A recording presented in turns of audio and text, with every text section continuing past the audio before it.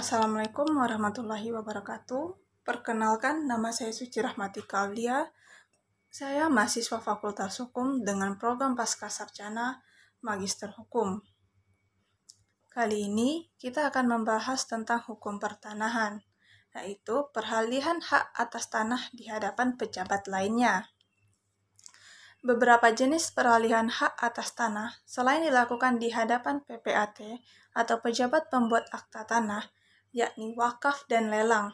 Dua jenis peralihan ini dilakukan dengan pejabat sendiri yang berhubungan dengan jenis peralihan hak tersebut.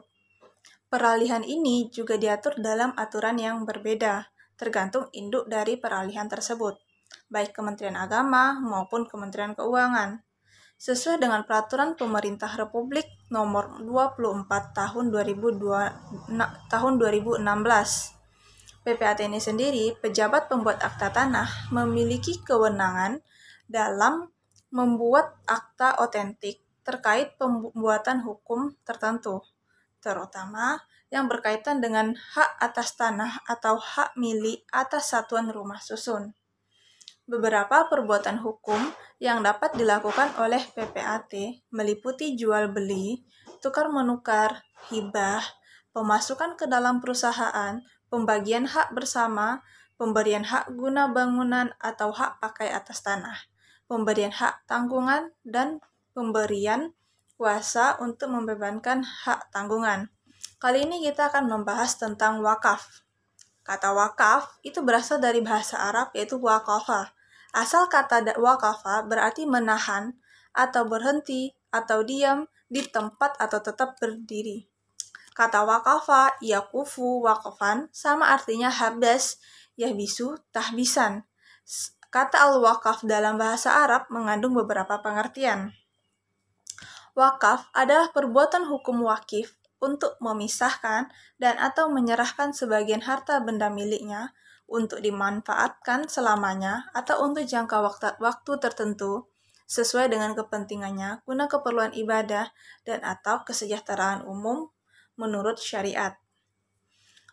Wakaf itu diatur dalam Undang-Undang pada tanggal 27 Oktober, yaitu yang itu saat disahkan Undang-Undang Nomor 41 Tahun 2004 tentang wakaf. Pembentukan Undang-Undang Nomor 41 Tahun 2004 ini dimaksudkan pula untuk memenuhi kebutuhan hukum dalam rangka pembinaan hukum nasional. Pada dasarnya, ketentuan mengenai perwakafan berdasarkan syariah dan peraturan perundang-undangan dicantumkan dalam Undang-Undang Nomor 41 Tahun 2004 dengan ketentuan yang baru.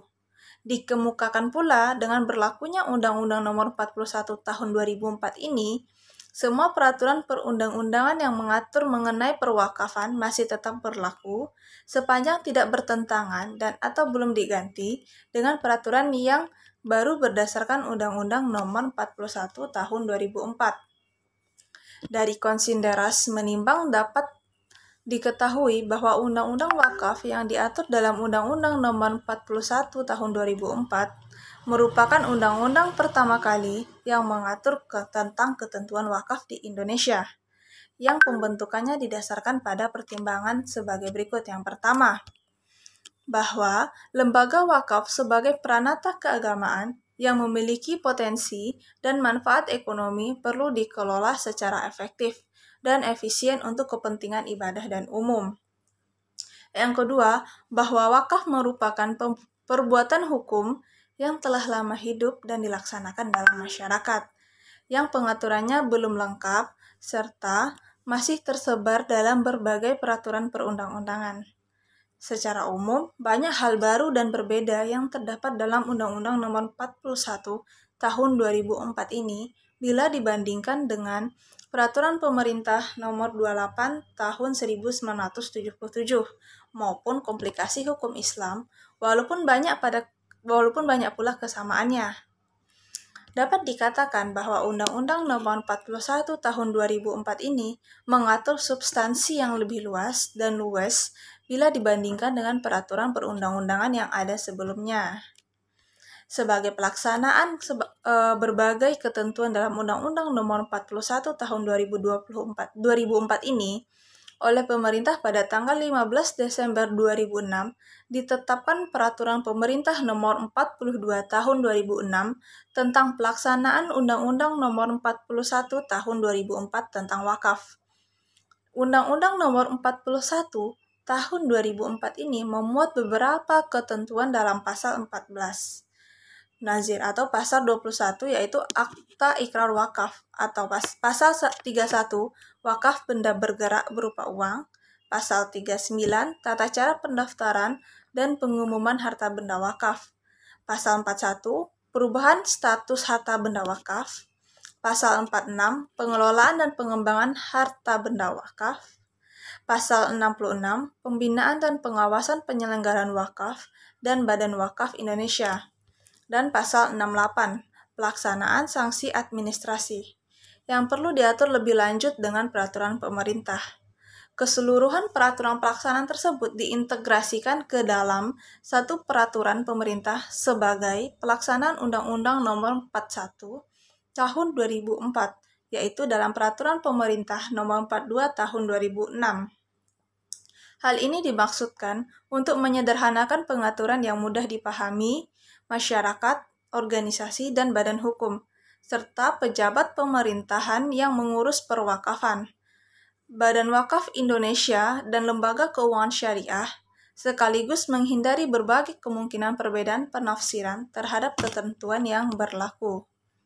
Dari perkembangan pengaturan mengenai perwakafan tanah milik dan perwakafan di atas dapat diketahui bahwa masalah perwakafan ini tidak hanya menyangkut masalah di bidang keagamaan, namun menyangkut pelaksanaan tugas-tugas keagrarian, sehingga wakaf sebagai suatu lembaga keagamaan yang dapat dipergunakan sebagai salah satu sarana guna pengembangan kehidupan bersama, khususnya bagi umat yang beragama Islam, dalam rangka mencapai kesejahteraan spiritual dan material. Menimbang begitu pentingnya masalah perwakafan tanah milik tersebut, maka hal tersebut diatur pula secara khusus dalam Undang-Undang Peraturan Agama dan Peraturan Pemerintah Nomor 28 Tahun 1977 sebagai peraturan pelaksanaannya yang juga bersandar pada ketentuan hukum agama Islam.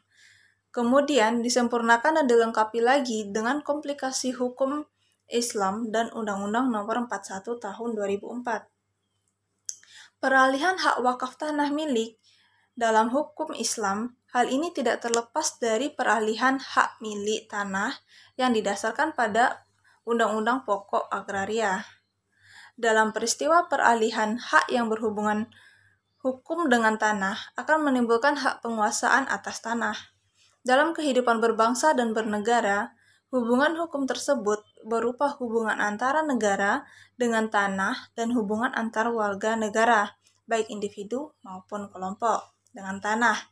Hak penguasaan atas tanah berisikan serangkaian wewenang, keajaiban, dan atau larangan bagi pemegang haknya untuk berbuat sesuatu dengan tanah yang dihaki.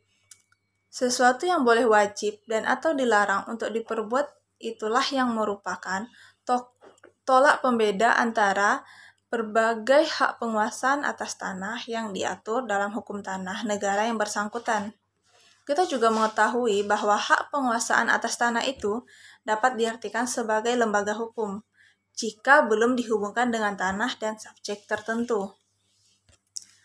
Hak penguasaan atas tanah berisikan serangkaian wewenang, kewajiban, dan atau larangan bagi pemegang haknya untuk berbuat sesuatu dengan tanah yang dihaki.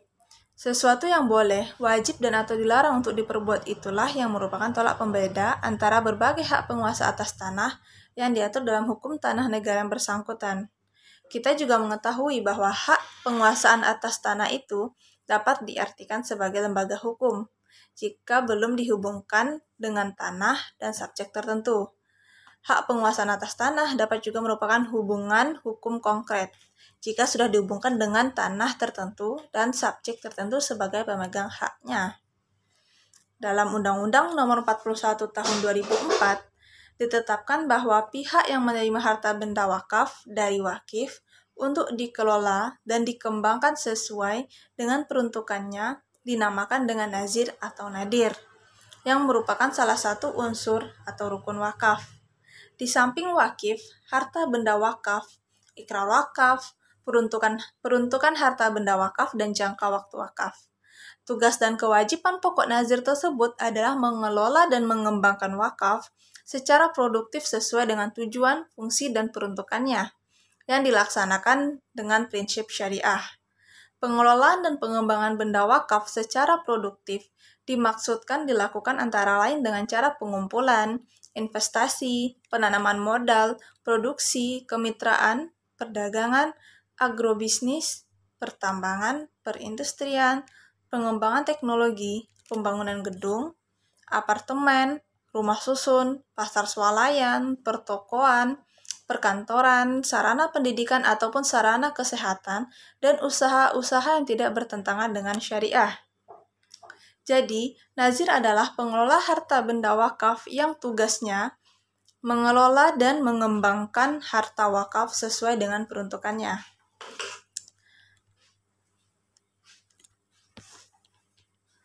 Menurut ketentuan dalam Pasal 9 Undang-Undang Nomor 41 Tahun 2004, bahwa nazir bisa perseorangan, organisasi, atau badan hukum.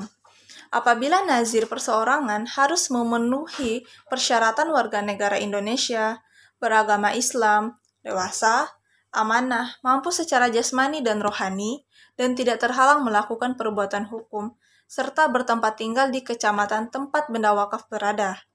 Nazir perseorangan ini harus merupakan suatu kelompok yang terdiri dari paling sedikit 3 orang, dan salah satu diangkat menjadi ketua. Kemudian, bila nazirnya berupa organisasi, maka organisasi yang bersangkutan hanya dapat menjadi nazir harus memenuhi persyaratan bahwa pengurus organisasi yang bersangkutan memenuhi persyaratan nazir perseorangan dan organisasi tersebut bergerak di bidang sosial, pendidikan, kemasyarakatan, dan atau keagamaan Islam, serta pengurus organisasi harus berdomisili di kabupaten atau kota letak benda wakaf tersebut berada. Selanjutnya, pengurus badan hukum yang bersangkutan memenuhi persyaratan nazir. Badan Hukum Indonesia yang dibentuk sesuai dengan peraturan perundang-undangan yang berlaku, dan badan hukum yang bersangkutan bergerak di bidang sosial, pendidikan, kemasyarakatan, dan atau keagamaan Islam, serta pengurus badan hukum yang bersangkutan harus berdomisili di kabupaten atau kota letak benda wakaf tersebut berada. Secara rinci, dalam Pasal 11 Undang-Undang Nomor 41 Tahun 2004 disebutkan tugas nazir tersebut yaitu melakukan pengadministrasian harta benda wakaf, mengelola dan mengembangkan harta benda wakaf sesuai dengan tujuan, fungsi, dan peruntukannya, mengawasi dan melindungi harta benda wakaf, melaporkan pelaksanaan tugas kepada Badan Wakaf Indonesia. Harta benda yang diwakafkan tersebut harus didaftarkan atas nama nazir untuk kepentingan pihak yang dimaksudkan dalam akta ikrar wakaf sesuai dengan peruntukannya. Kedua, terdaftarnya harta benda wakaf atas nama nazir tidak membuktikan kepemilikan nazir atas harta benda wakaf, hanya dimaksudkan sebagai bukti bahwa nazir hanyalah pihak yang mengadministrasikan, mengelola, mengembangkan, mengawasi, dan melindungi harta benda wakaf. Pergantian nazir tidak mengakibatkan peralihan harta benda wakaf yang bersangkutan. Berikutnya, selama dan dalam melaksanakan tugasnya sebagai nazir berhak menerima penghasilan sebagai imbalan yang besarnya tidak melebihi 10% dari hasil bersih atas pengelolaan dan pengembangan harta benda wakaf yang bersangkutan yang ditetapkan oleh Kepala Kantor Departemen Agama Kabupaten atau Kota yang bersangkutan serta fasilitas lainnya yang diperlukan dalam rangka mengadministrasikan, mengelola, mengembangkan, mengawasi, dan melindungi harta benda wakaf yang bersangkutan. Berikutnya, dalam melaksanakan tugas sebagai nazir berhak memperoleh pembinaan dari menteri yang bertanggung jawab di bidang agama dan Badan Wakaf Indonesia dengan memperhatikan saran dan pertimbangan Majelis Ulama Indonesia sesuai dengan tingkatannya. Pembinaan yang dimaksud terdiri dari atas 1. Penyiapan sarana dan prasarana penunjang operasional nazir wakaf baik perseorangan, organisasi, dan badan hukum. Kedua, penyusunan regulasi, pemberian motivasi, pemberian fasilitas pengkoordinasian, pemberdayaan, dan pengembangan terhadap harta benda wakaf. Penyediaan fasilitas proses sertifikasi wakaf. Berikutnya, penyiapan dan pengadaan belangko-belangko atas akta ikrar wakaf, baik wakaf benda tidak bergerak dan atau benda bergerak. 5. Penyiapan penyuluh penerangan di daerah untuk melakukan pembinaan dan pengembangan wakaf kepada nazir sesuai dengan lingkupnya. Berikutnya, pemberian fasilitas masuknya dana-dana wakaf dari dalam dan luar negeri dalam pengembangan dan pemberdayaan wakaf. Pembinaan terhadap nazir dimaksudkan wajib dilakukan sekurang-kurangnya sekali dalam setahun. Tujuannya untuk peningkatan etika dan moralitas dalam pengelolaan wakaf, serta untuk peningkatan profesionalitas pengelolaan dana wakaf. Kerjasama dengan pihak ketiga dalam rangka pembinaan terhadap kegiatan perwakafan di Indonesia dapat dilakukan dalam bentuk penelitian, pelatihan, seminar, maupun kegiatan lainnya. Pengawasan terhadap perwakafan dilakukan pemerintah dan masyarakat, baik aktif maupun pasif. Pengawasan aktif dilakukan dengan melakukan pemeriksaan langsung terhadap nazir atas pengelolaan wakaf, sekurang-kurangnya sekali dalam setahun. Pengawasan pasif dilakukan dengan melakukan pengamatan atas berbagai laporan yang disampaikan nazir berkaitan dengan pengelolaan wakaf. Pemerintah dan masyarakat dalam melaksanakan pengawasan pengelolaan harta benda wakaf dapat meminta bantuan jasa akuntan publik independen. Hal ini dapat disimpulkan yang pertama, permasalahan dari suatu sengketa wakaf tanah di Indonesia diantaranya masalah yang menyangkut pemegang hak yang sah atas tanah wakaf, masalah yang terkait dengan alasan hak atau bukti perolehan yang digunakan sebagai dasar pemberian hak, kekeliruan atau kesalahan pemberian hak yang disebabkan penerapan peraturan yang kurang atau tidak benar.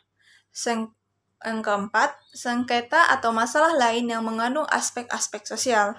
Selain itu, permasalahan perwakafan dalam praktik juga berupa masih banyaknya wakaf tanah yang tidak ditindaklanjuti dengan pembuatan akta ikrar wakaf.